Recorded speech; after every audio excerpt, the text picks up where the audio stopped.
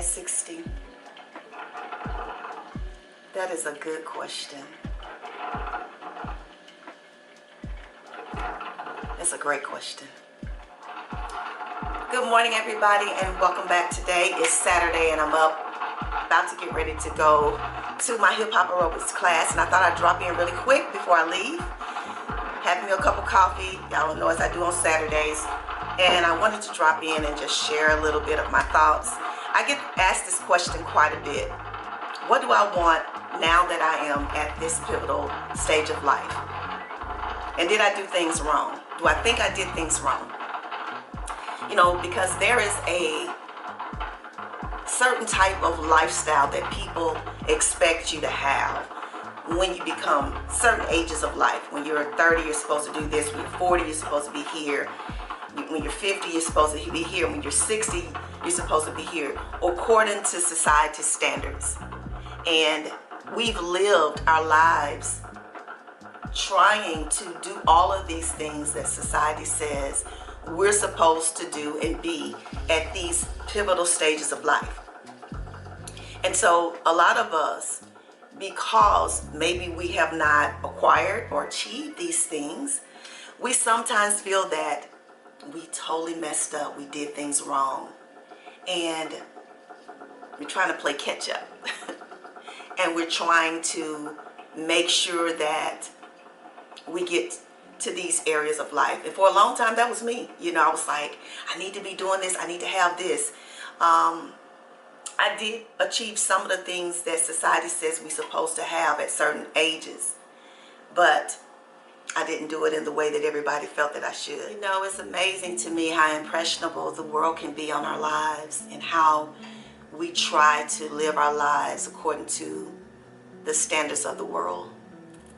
And it's taken me a lot of years to realize that the only thing that matters is what I do with my own life, and what I want for myself, and how I manifest the things in my life and live my life, in that it does not have to look or feel like anyone else's. And the fears that are placed on you if you don't achieve certain things, it's amazing. It's amazing. And I lived a lot of those years of my life trying to do things and be what the world says you have to be, or what you need to do. You know, we have to live by certain laws that are governed by this country, and this, you know, every country has. But you don't have to subscribe to everything that they tell you is what you need to do. Even when it comes to retirement. Does it take money to retire? Absolutely.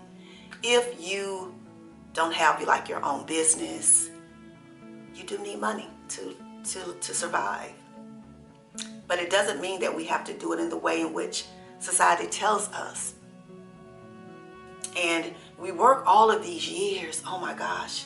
And you know, they're trying to raise the age of retirement now from 67 to 70. Why is it that this world, or this country, I'll say this country, want you to work till you're not able to really even enjoy the fruits of all the labor that you've done in your lifetime? They want to hoard the money that you have worked for and tell you how to spend it and when you can receive it, and tax it the way that they want to.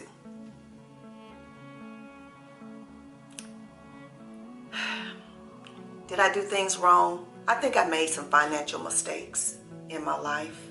I could have been better with money, but then again, there I was trying to live up to society's standards and saying, you need to own this, you need to have that, you need to have this type of car, this house, these clothes, you need to be able to mingle with these socialites, you need to spend money doing this, spend money doing that. And that's what society has ingrained in our minds, and we learn that and we do it in our lives as we live. So looking back, I can see areas of my life where I could have made some different choices financially and been better for myself. But it's amazing to me that the older I have gotten, the less I need to feel that my life is full. A lot of people don't live like this. A lot of people feel that they need all these things and they have to acquire, certain types of cars and types of homes. And I'm not judging anybody that's doing that. Trust me when I say that. But when you really learn that what life is really about, and you really understand that, and it stopped being about stuff. Y'all know the most important thing for me in my life here is staying healthy, having mental peace of mind and clarity. I never thought I would value my health as much as I do now. And that could be because of where I am and how old I am now. But just think about if we learned that at a young age, how we would be now if we knew that then. And there might be some young people who are aware of that now, and they're doing everything that they can to ensure that their life and the quality of their life is good when they get here. So if you're doing that, kudos to you. But what I want is just the ability to live in peace and to enjoy those people in my life that love me and that I love, and to be able to share with the world the importance of being kind. Because I really believe the Creator just wanted us to love.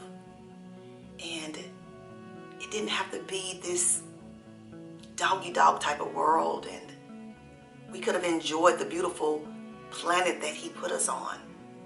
And we have abused. And I think life is just about showing up and loving and being happy. And I believe that we have lost that true meaning of what life is about. And being grateful for everything that you acquire in life.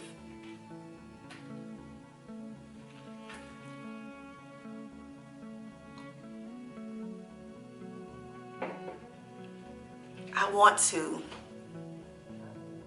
be able to get out and see more of this world. I'm working toward that, being able to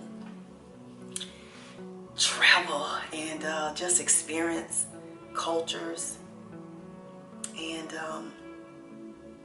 I have no hatred in my heart toward anybody, any race. There's some evil people in this world, true enough. But I believe that there's more good people in this world than it is evil. I'm not going to stop believing that. And that it's just the fact that evil can sometimes overshadow the good, because that's what it's designed to do. But I like being able to touch lives and to help people to understand that what the important things in life is what's to be in the front. And, taking care of yourself. As I get older and I see more and more of my friends, people I know, people I went to high school with, childhood friends, have passed on. In the last 2 years, man, it has been crazy of the people that I knew. And some of them were close to me that are no longer with me or with us or in this world. And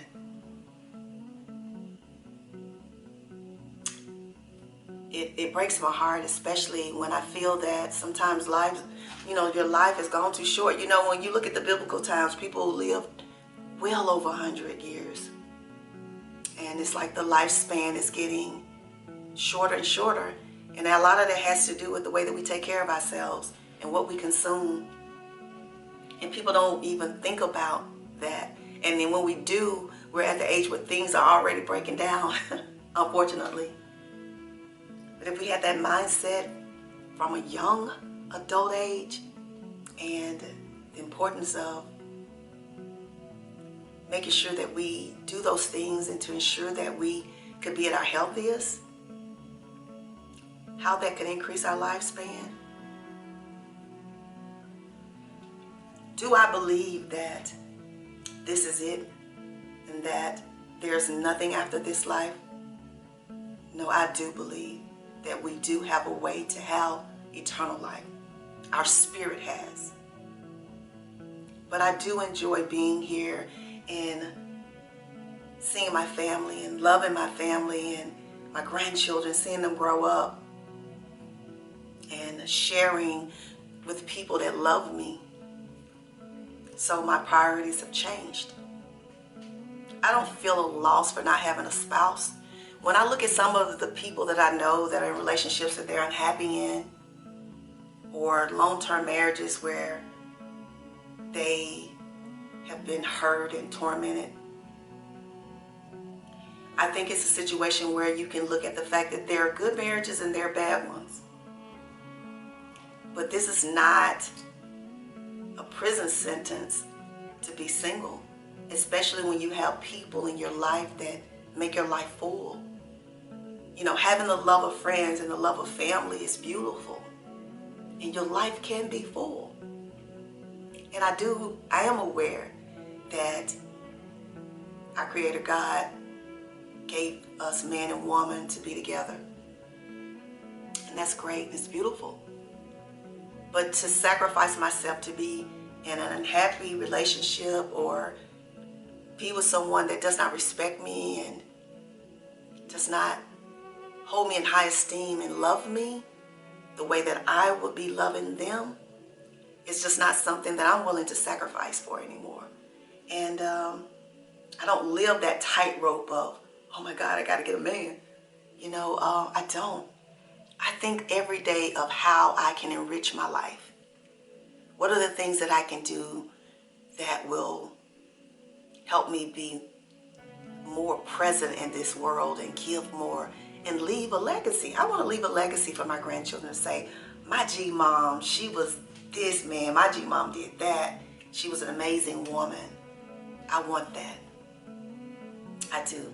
You know, the way that we look at Martin Luther King and say he was a powerful man and the things he did in the world, I want my grandchildren to look at me in that way and say she loved people. She loved women, and she wanted to build a sisterhood of women to encourage them. You know, there's a lot of women who are in homes and afraid to go out. They're sad and lonely, and they've given up on living. Those are the women that I want to touch and encourage and help them to understand that, you know, you have to find those things that you love and do them. So yeah, I want to keep living.